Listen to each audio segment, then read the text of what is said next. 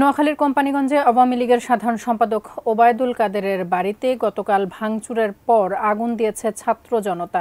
এ নিয়ে নোয়াখালী থেকে বিস্তারিত জানতে যুক্ত হব প্রতিনিধি ফয়জুল ইসলাম জাহানের সঙ্গে। জাহান, এই মুহূর্তের পরিস্থিতি জানতে চাই, আইন শৃঙ্খলা রক্ষাকারী বাহিনী কি পরিস্থিতি নিয়ন্ত্রণে নিতে পেরেছেন কিনা?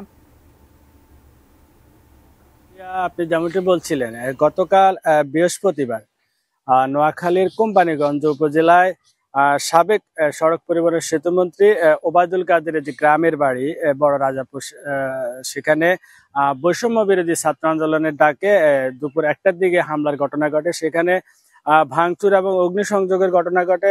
দুপুর 3টা পর্যন্ত সেখানে 2 ঘন্টায় তারা এখানে হামলা ভাঙচুর এবং বিভিন্ন জিনিসপত্র, বিশেষ করে যে ছাত্র জনতার এই যৌথ এই হামলা, এবং সেখানে পরবর্তীতে আমি সর্বশেষ যে খবরটা জানতে পেরেছি যে বিকাল 4টার দিকে যৌথ বাহিনী সেখানে মাঠের অলরাউন্ডার আমি, আর ঘরের allrounder Tylox. Tylox toilet cleaner, clean মানেই টাইলক্স। নিয়ন্ত্রণে নিয়ে এসেছে।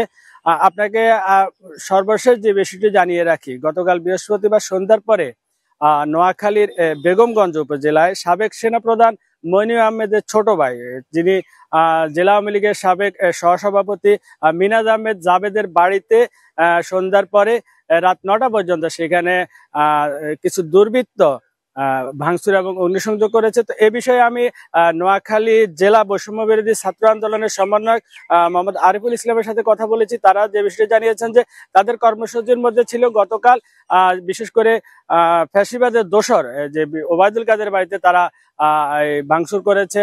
তাদের কথা হচ্ছে যে ফ্যাসিবাদের দোসরদের কোনো ধরনের চিহ্ন নোয়াখালীতে রাখবেন না, কিন্তু বেগমগঞ্জে সাবেক সেনাপ্রধান মইনুল আহমেদের ছোট ভাই বাড়িতে যে হামলার ঘটনার সাথে তাদের কোনো সম্পৃক্ততা নাই। এদিকে আরেকটি বিষয় আপনাকে জানিয়ে রাখি যে গতকাল রাতে নোয়াখালী দ্বীপ উপজেলা হাতিয়ায় সেখানে বৈষম্য বিরোধী ছাত্র আন্দোলনের এক প্রতিবাদী মিছিলে তারা অভিযোগ করেছেন যে সাবেক সংসদ সদস্য মোহাম্মদ আলীর বাসভবন থেকে তাদেরকে লক্ষ্য করে গুলি করা হয়েছে। এ বিষয়ে তারা এক ধরনের অভিযোগ জানিয়েছেন। তো সেখানে এই বিষয়কে কেন্দ্র করে বিক্ষুব্ধ জনতা সেখানে মোহাম্মদ আলীর মালিকানাধীন 4টি স্পিডবোট এবং 2টি ট্রলার এবং তার 2টি বাড়িতে অগ্নিসংযোগ করেছে।